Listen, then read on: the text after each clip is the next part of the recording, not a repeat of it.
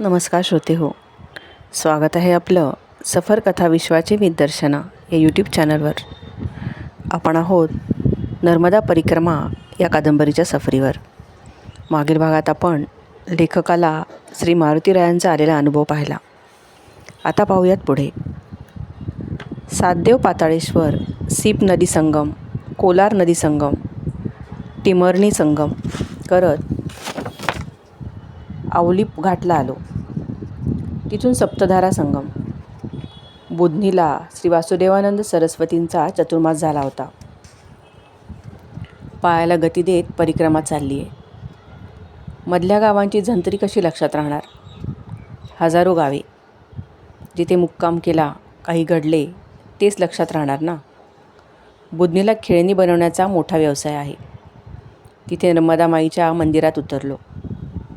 तिथे एका माताजींनी खिचडी, भरपूर तूप, साखर, पोळी खायला दिली. दक्षिणा दिली. पहिल्या परिक्रमेत राम मंदिरात उतरलो होतो. नंतरच्या दोन्ही परिक्रमात या माताजींकडे उतरलो. मोठ्या घाटाच्या अलीकडेच हे छोटेसे मंदिर आहे. इथे उदबत्तीचे लाकडी घर मला दोनदा मिळाले. शिवनीच्या मंदिरात संध्याकाळी गेलो. मारुतीच्या मंदिरात बऱ्यापैकी गर्दी होती. तासाभराने पुजाऱ्यांनी सांगितले, इथे जेवायची सोय नाही. म्हणाला, आम्हालाच काही मिळत नाही, तुम्हाला फुकटचं कोण घालणार? कुठून कुठून पोटं भरायला येतात, त्रास आहे. हसू आले. बाजूला आडोशाला निवांत ध्यानाला बसलो. तासाभराने उठून बाहेर पडलो. परिक्रमावासियांना हॉटेलवाले, टपरीवाले मोफत चहा दूध देतात. त्यामुळे बाहेरच्या टपरीवाल्याने स्वागत केले. चहा दिला. नाश्ता करता का महाराज म्हणून सिगारेटचे पाकीट, काळीपेटी दिली. खूप दिवसात सिगारेट ओढली नव्हतीच. ओढत बसलो. त्याने चौकशी चालू केली. कुठल्या गावचे, नाव काय. आणखी एक कप चहा दिला. आता झोपण्यासाठी जागेवर आलो आणि अंग पसरले. जेवायचे विसरून गेलो. 2 कप चहा झाला होता. अजून काय हवे? अंदाजे 11 वाजले असावेत. कानावर हाक ऐकू आली. महाराजजी, उठा उठा. उठलो. पुजारी घामाने डबडबलेला, थोडासा घाबरा झालेला. म्हणाला, महाराज क्षमा करा, जेवायचं बनवतोय, उठा जेवून घ्या. म्हणालो, आता जेवायची इच्छा नाही, चहा प्यालोय, निवांत झोपा. तर म्हणाला, नाही महाराज, उठा, कृपा करा, तुम्हाला जेवण मिळणार नाही, सोय नाही. म्हणालो, थोडंसं होतं ते जेवलो आणि झोपलो. तर कानावर आवाज आला, दुष्टा, माझं लेकरू आले तुझ्याकडे, उपाशी ठेवतोस? आणि मुस्काटात बसली. हा बघा गाल. ताड दिशी उठलो. महाराज क्षमा करा, जेवून घ्या. त्याची मला दया आली. जेवलो आणि मारुतीरायाला, नर्मदा माईला विनंती केली, त्याला क्षमा करा. माई क्षमा कर, सांभाळ. लेकरू चुकलं म्हणून एवढी कडक शिक्षा? सिद्धनाथ, शुल्कघाट, सिनोर नदी संगम, टिमरावण, हिरापुरा, सातधारा, सप्तधारा, सप्तकुंड, सगुना घाट, धुवाधार आणि रोहिणी, कुराया, आद्य शंकराचार्यांची गुहा, संगमावरचे निसर्गाने केलेले अप्रतिम काम, पायाला टोचणाऱ्या दगडांच्या कपच्या. आता आले तिलभांडेश्वराचे जुने मंदिर आणि ग्वारीघाट, जबलपूर. ग्वारीघाटावर आल्यावर तिथे श्रीपाद आश्रमात सामान ठेवले. तिथे श्रीपाद श्रीवल्लभ, श्री नरसिंह सरस्वतींची अप्रतिम मूर्ती आहे. मूर्ती पांढऱ्या रंगाची, प्रसन्न, भगवे संन्यासी वस्त्र अंगावर. नमस्कार करताना प्रसन्न चित्त होते. साक्षात समोर आहेत असेच वाटते. हा आश्रम श्री प्रेमानंदांनी बांधलेला. सर्व मराठी लोक आहेत. प्रशस्त घाटावरून स्नान करून आलो. नित्य पाठ केला. तिथल्या माताजींनी जेवणाची सोय केली. परिक्रमावासींना रात्री झोपण्याची सोय नाही आहे म्हणून सामान घेऊन बाहेर पडलो. समोरच्याच मंदिरात गेलो आणि आश्चर्यचकित झालो. पाण्याने भरलेली कळशी खांद्यावर असा जय भार्गव समोर उभा. त्याने कळशी घाईने ठेवली आणि स्वामीजी म्हणत करकचून मिठी मारली. हुंदके सुरू झाले. कसाबसा मिठीतून सुटलो. दोघेही हसत सुटलो, कारण दोघेही पुन्हा भेटलो. मी एवढा त्याला सोडून पळून गेलो तरी मी त्याला भेटेनच या विश्वासाने तो इथे थांबला होता. आणि भेट झाली. मला म्हणाला, स्वामी तुम्हाला गाठलंच की नाही. मी जिथे जिथे गेलो तिथेच बहुधा तो गेला. पण शिवाशिवीचा खेळ चालू होता आणि अखेर भेट झालीच. त्याने माझे सामान नीट लावून ठेवले. माझे जेवण झाले होते तरी आग्रहाने चहा करून दिला. इथला महंत 4-1 दिवस बाहेर गेला होता. तो येईपर्यंत याच्याकडे कारभार होता. छोटीशीच जागा होती, पण तासाभरात मला जाणीव झाली ही जागा चांगली नाही आहे. महंत तांत्रिक होता. हा माणूस अघोरी उपासना करणारा. अध्यात्म साधनेशी याचा काही संबंध नाही. तामसी वृत्ती. हे तर सगळे जय भार्गवला विषासमान. त्याला जाणीव नव्हती. त्याला सांगितले, मी इथे राहणार नाही, तूही लगेच जागा सोड. पण त्याला महंत येईस्तोवर थांबायला हवे होते. पण शेजारच्या मंदिरात राहा असे सांगून माई कुंट्यांच्या घरी जाण्यासाठी बाहेर पडलो. त्यांचा पत्ता माझ्याकडे नव्हता. फोनची दर्शिका बघितली. एकच कुंटे नाव सापडले. तो त्यांचा नंबर होता. त्यांनी पत्ता सांगितला. कसे यायचे ते सांगितले. लगेच निघालो. जय भार्गवला सांगितले, मी परत येतोय नक्की. गावात गेलो. माईंचा मोठा मुलगा नुकताच कामावरून आला होता. त्याने घरात घेतले. माईंना खूप आनंद झाला. घाऱ्या डोळ्यांच्या, गोऱ्या पान, भरपूर उंची, सात्विक चेहरा, मोठे कुंकू, प्रसन्न हास्य. त्यांच्या चेहऱ्यावरच्या सात्विकतेने मला माझ्या आईचीच आठवण झाली. बोलायच्या ओघात समजले त्या माझ्या आईला ओळखत होत्या, पण बोलणे झाले नव्हते.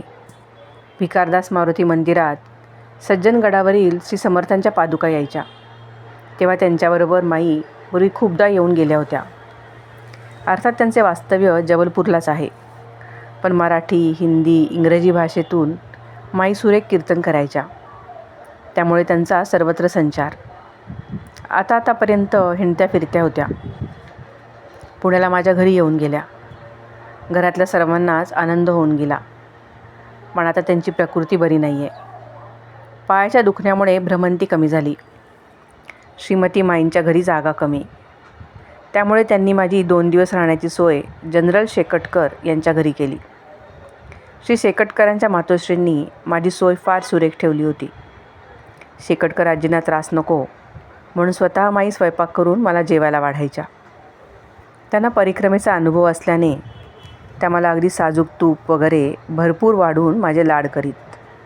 माईंच्या हातचे जेवण मिळणे म्हणजे साक्षात नर्मदा माईच्या हातचेच प्रसाद भोजन. मी मला अतिभाग्यवान समजतो. त्याची अशीही कारणे आहेत.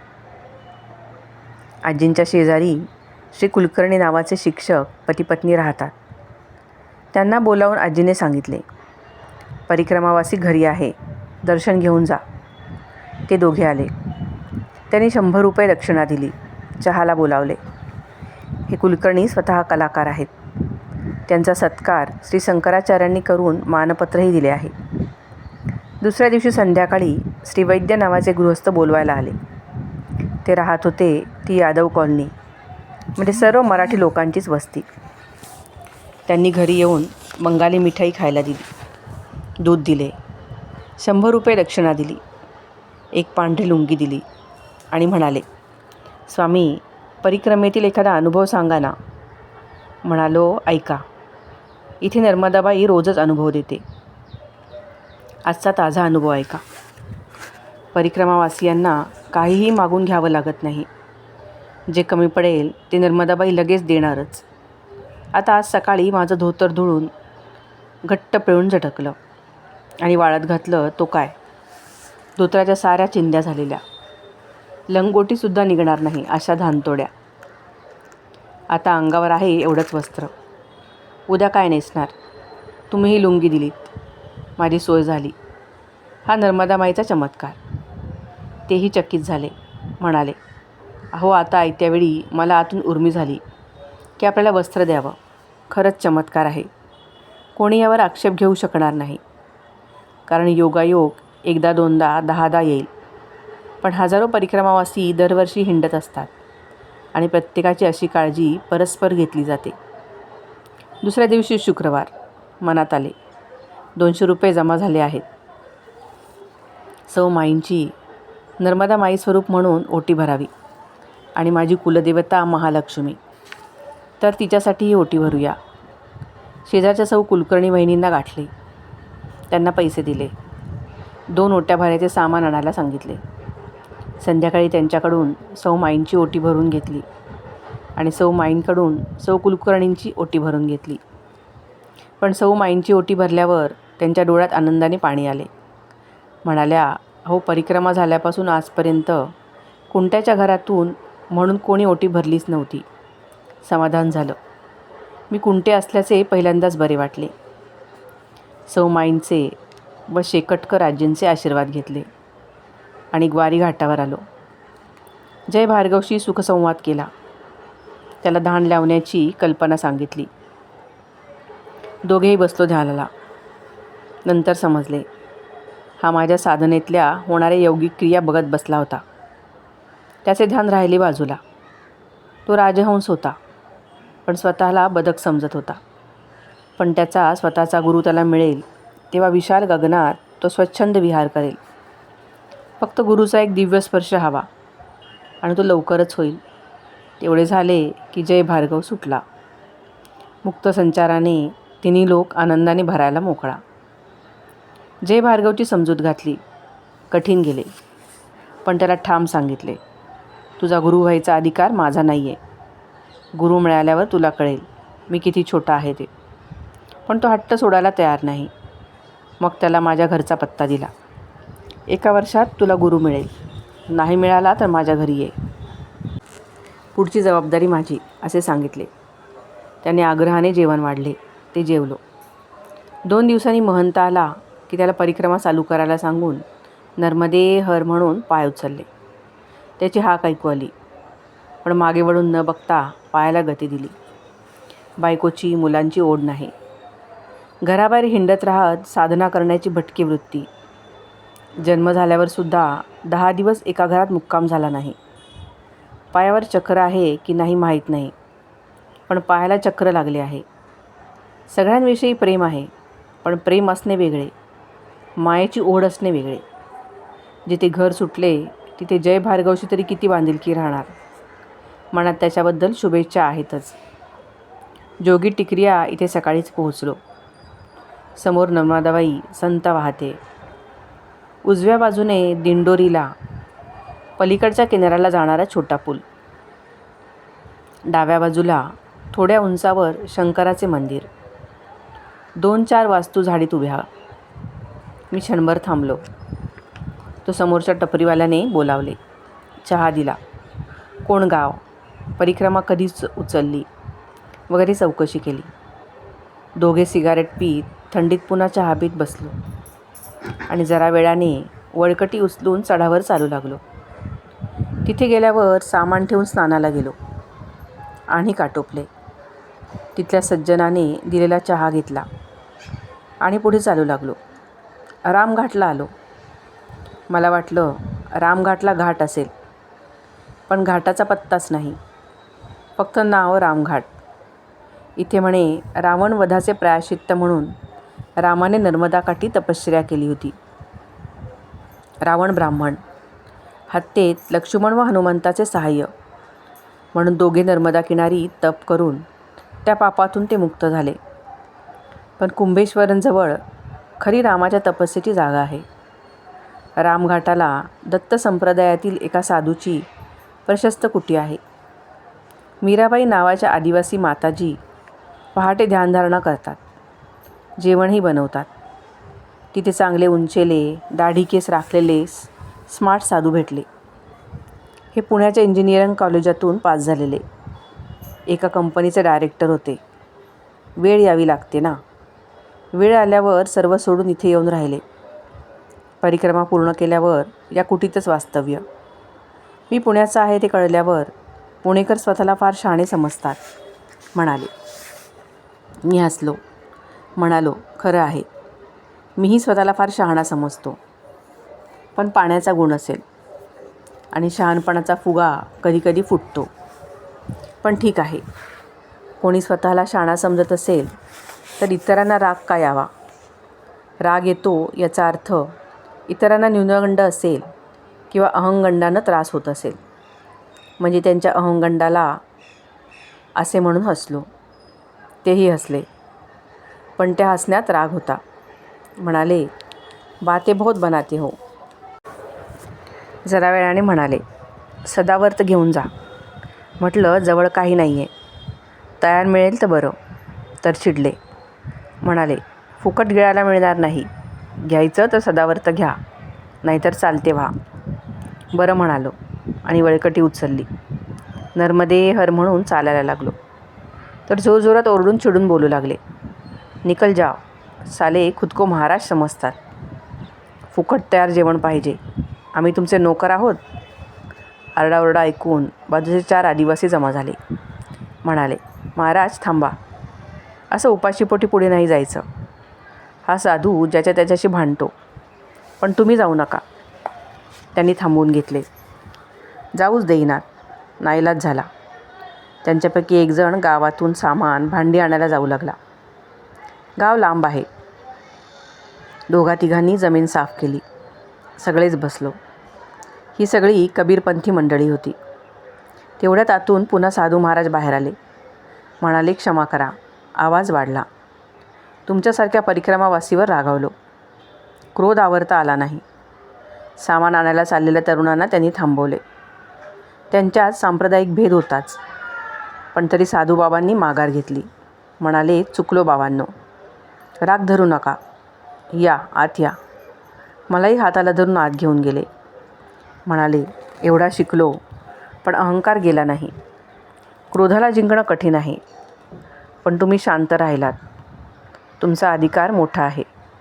महाराज क्षमा करा. मी हसलो.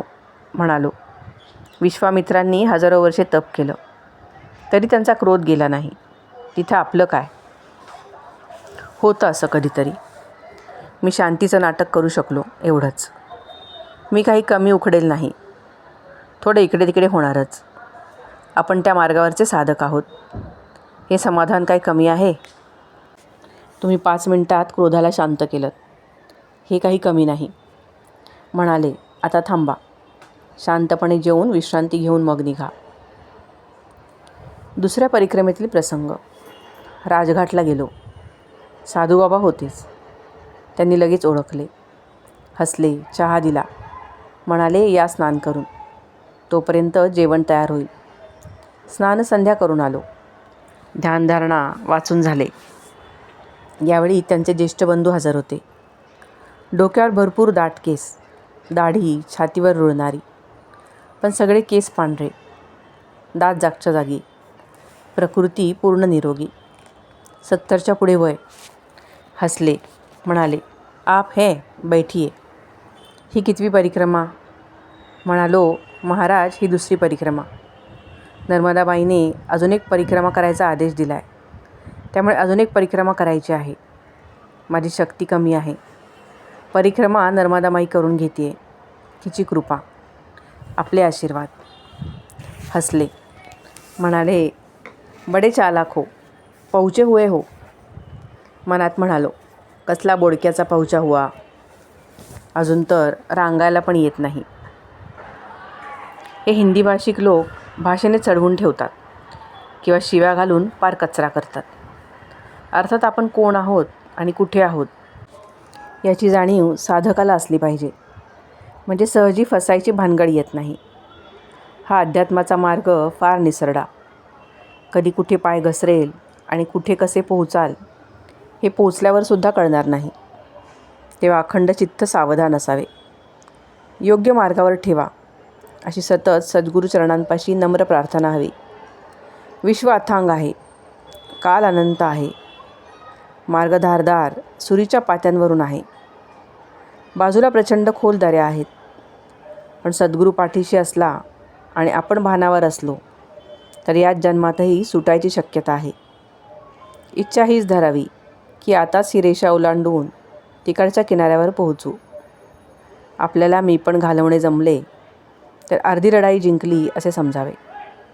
अपमान वाटणे नाहीसे झाले आणि मानाचे भान राहिले नाही की प्रवास योग्य मार्गावर आहे हे ओळखणे कठीण नाही. पोपटपंची असेल पण बरोबर आहे ना? हो, ही सगळी युद्धे आपल्याशीच खेळावी लागतात. कोणी अहंकार दुखवण्यासाठी लाथा घालणार. अहंकार असेल तर दुखावणार, नसेल तर काय दुखावणार. नेहमीची साधी गोष्ट घरात घडणारी. आपण काहीतरी बोललो आणि कोणी दुर्लक्ष केले की केवढा अहंकार दुखावतो. आपण आवाज चढवत विचारतो, मी काय बोलतोय? लक्ष नाही. कोणी लक्ष दिले नाही या क्षुल्लक गोष्टीने केवढे आकांतांडव करतो आपण. करत असलो तर अजून क्रोध आहे, अहंकार आहे. राग येत नसेल, आपण दुर्लक्ष करून शांत राहिलो तर खूप जिंकले हे ओळखावे.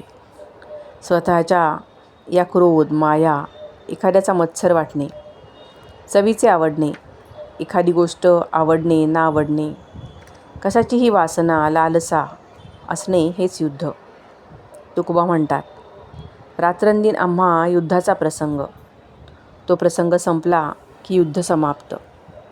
फक्त शांतीचा निर्मळ आनंद सोहळा. आज मिष्ठान्न होते. आहार कमीच असल्याने साधूबाबांनी आग्रह केला तरी उठलो.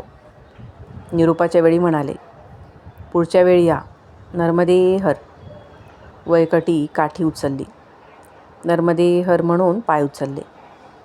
आता उजव्या हाताला संत वाहणारी नर्मदामाई आणि पायाखाली मऊ मायेची हिरवळ. कंचनपूर, सोमनाथ, देवरी नदी संगम, दमगड. नावे उलटसुलट होत असणार. वाटेवर न थांबता चाललो. गावं आठवत नाहीत पण अमरकंटकच्या मार्गावर आहे. वाटेवर पुढे चढ असणार अशी एकाने सूचना दिली. 2-4 बऱ्यापैकी हॉटेलं, इतर दुकाने, अशी छोटी वस्ती लागली. सकाळची वेळ होती. हॉटेलवाल्याने हाक मारली, नर्मदे हर महाराज, या बसा. 4-5 भजी दिली, 4 जिलेब्या दिल्या, चहा दिला. वरती 11 रुपये दक्षिणा दिली. पुढे गेल्यावर एकाने चहा प्यायचा आग्रह केला. प्यालो. त्यांनी सिगारेट पाकीट, काळीपेटी दिली. 2 रुपये दक्षिणा दिली. चालू लागलो. माईने एवढे खायला का दिले? तासाभराने समजले. कारण पुढे ज्वालानाथ मंदिरापर्यंत काही वस्ती नाही. जिकडे तिकडे नुसते जंगल. दोन्ही बाजूनी दाट झाडी. अधूनमधून वानरांच्या टोळ्या. चढा रस्ता. काही बसेस, लक्झरी बसेस अमरकंटकचा चढ चढत होत्या. हवा गरम. भयंकर उकडत होते. उभा चढ. त्यामुळे घामाच्या धारा मानेवरून पाठीच्या घळीतून खाली सरकत होत्या. चालणारे पुढे मागे कोणीच दिसत नव्हते. एकला चालो रे. अमरकंटक यायला अजून 30 किलोमीटर अंतर बाकी होते. चालणे भागच होते. चालत होतो. ज्वालानाथ मंदिर आले तेव्हा कारण नसताना थकून गेलो.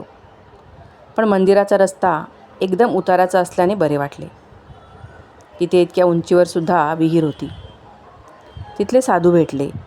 चौकशी केली. कुठून आलात? परिक्रमा कधी सुरू केली? वगैरे म्हणाले. घ्या स्नान करून, मग भोजनाची सोय होईल. सकाळचे आणीक व्हायचे होतेच. विहिरीचे पाणी शेंदून काढले. स्नान केले. नित्यपाठ वाचन केले आणि साधूबाबा समोर उभा राहिलो. त्यांनी विचारले, काय पाहिजे? म्हटले, भोजनाची सोय असेल तर. पटकन बाबा म्हणाले, चलो, भोजन बिजन काही नाही, वा पुढे. आजूबाजूला गाड्यांची गर्दी होती. लोक जेवायला बसले होते. कोणीतरी डब्यातून जिलब्या वाढत होता. आग्रह होत होता. पण बाबांनी भोजन बिजन काही नाही सांगितल्याने नर्मदे हर पुकारा केला. वळकटी काठी उचलली आणि मंदिराच्या बाहेर आलो. समोर चढा रस्ता. खाली येताना जाणवले नाही, पण चढताना पाय घसरत होते. सावरत सांभाळत वरती आलो. डाव्या बाजूने घाट चढायला सुरुवात केली.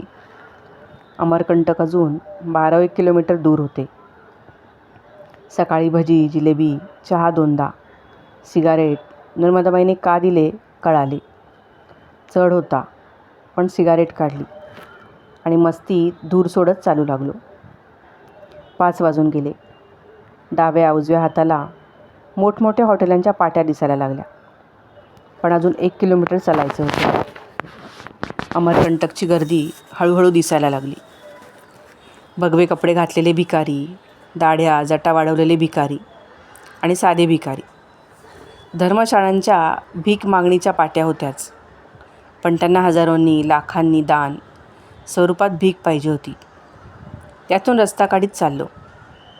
डाव्या हाताला मोठाला धर्मशाळा होत्या, गुरुद्वारा होता, बर्फानी बाबांची धर्मशाळा होती. इथेच उथळाच्या पाट्या लावलेल्या होत्या. हॉटेले बोलवत होती. दमलो होतो. एका टपरीपाशी थांबलो. चहापुरते पैसे त्याच्या हातावर ठेवले आणि चहा मागितला. दक्षिणा जमा झाली होतीच आणि अशा गर्दीच्या जागी तो तरी किती जणांना चहा देणार. पैसे दिले मात्र त्यातले त्याने अर्धे घेतले.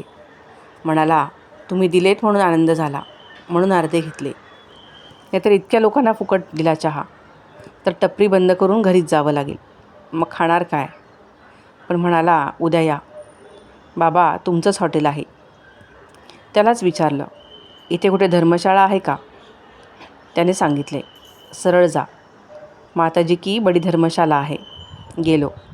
खून पटली. आणखी एकाला विचारले. तो म्हणाला, उजव्या हाताला वळा, तिथे पंडितजी राहतात, सगळी व्यवस्था करतील. गेलो. दुतर्फा पडव्या, खोल्या, प्रचंड बांधकाम, पण 1 मजली.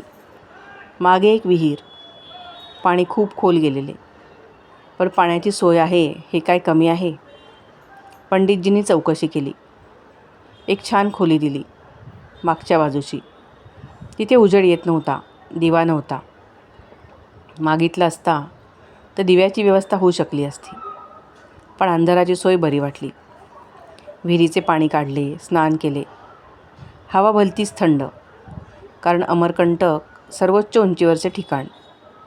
बाजूंनी सर्वत्र प्रचंड दाट झाडी. संध्याकाळचे आणीक आटोपले. ध्यानाला बसलो. खूप दमलो होतो.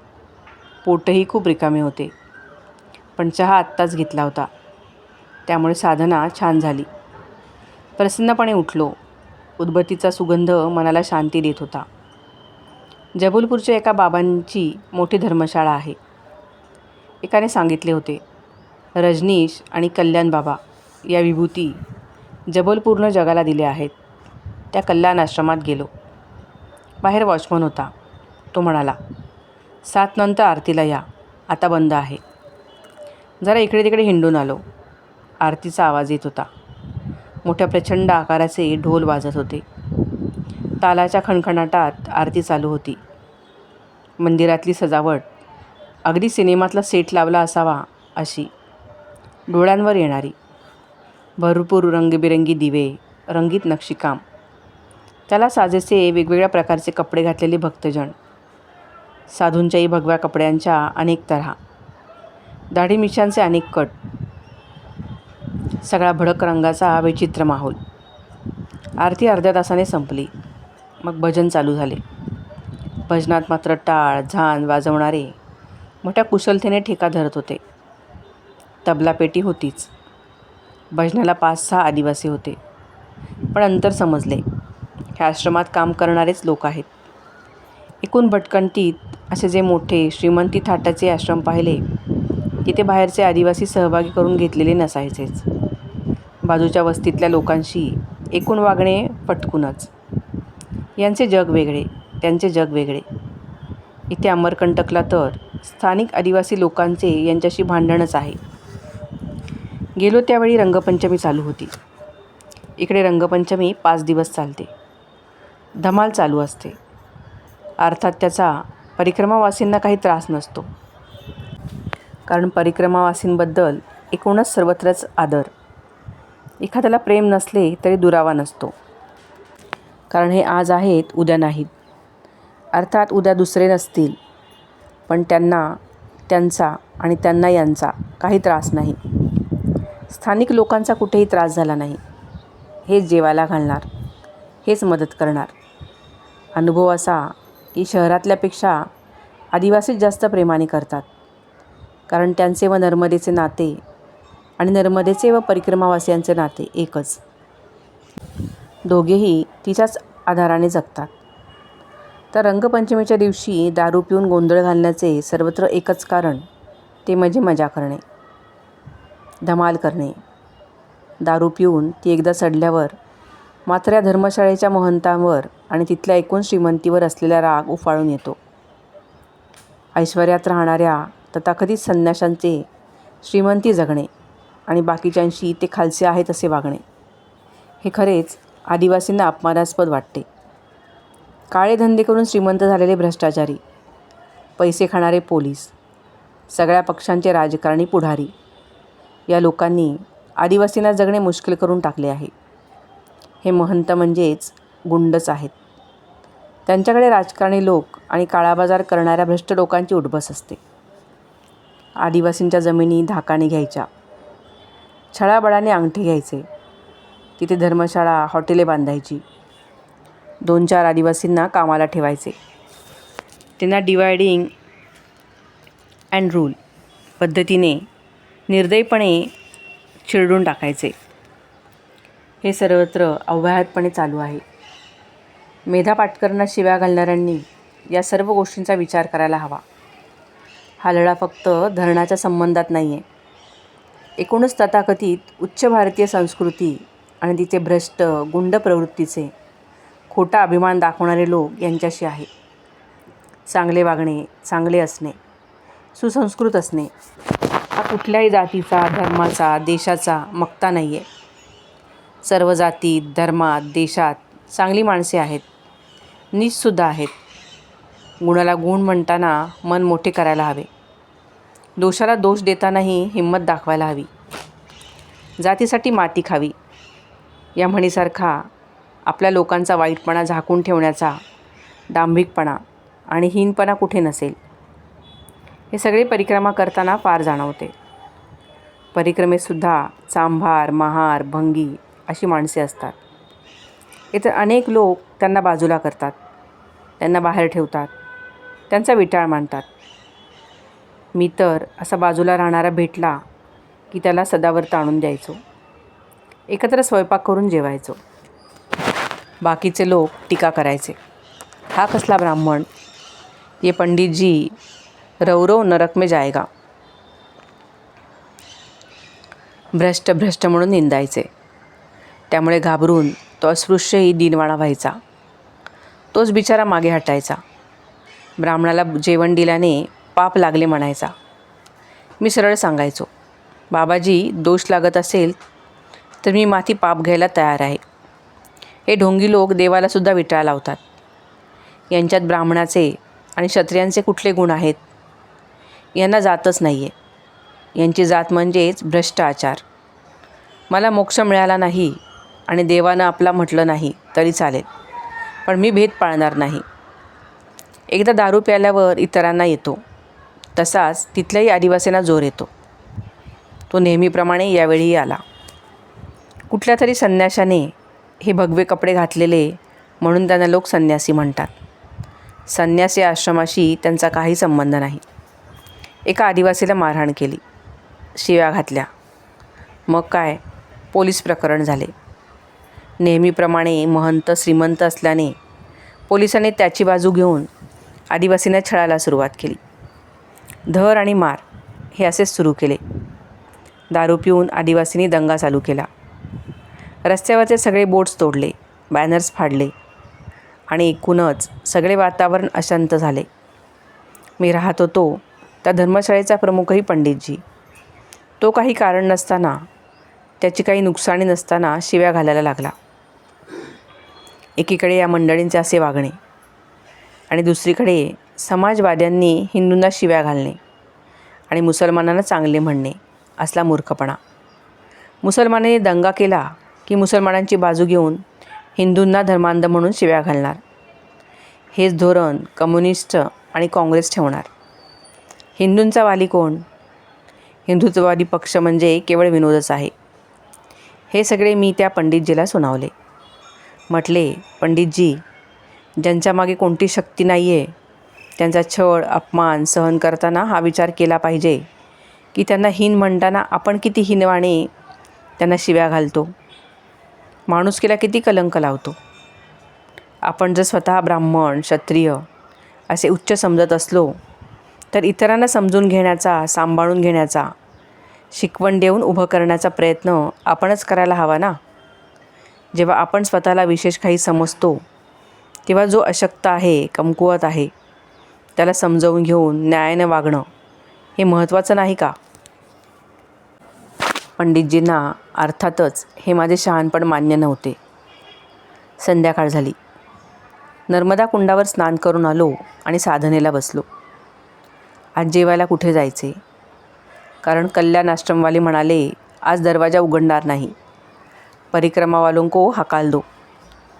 मग सहज गुरुद्वारात गेलो. तिथे कीर्तन चालू होते. म्हणाले कीर्तन संपल्यावर मिळेल. त्यांचे कीर्तन म्हणजे प्रवचनासारखे बसूनच होते. 9:30ला म्हणाले चला जेवायला, पण डोक्यावर काहीतरी घाला. पाटका पंचा डोक्यावर बांधला. तो इतक्या वेळ खांद्यावर होता. जेवून बाहेर आलो. असा आजचा दंगलीचा दिवस. श्रोते हो, आजच्या भागात इथेच थांबूयात. पुढे असेच सुंदर अनुभव ऐकण्यासाठी भेटूयात पुढील भागात. कथा ऐकायला आवडत असतील तर नक्कीच लाईक, कमेंट आणि शेअर करायला विसरू नका. आपण अजून चॅनल सबस्क्राईब केले नसेल तर नक्की करा. बेल आयकॉनचे बटन दाबल्यावर माझ्या नवीन येणाऱ्या व्हिडिओची नोटिफिकेशन आपल्याला येईल. धन्यवाद.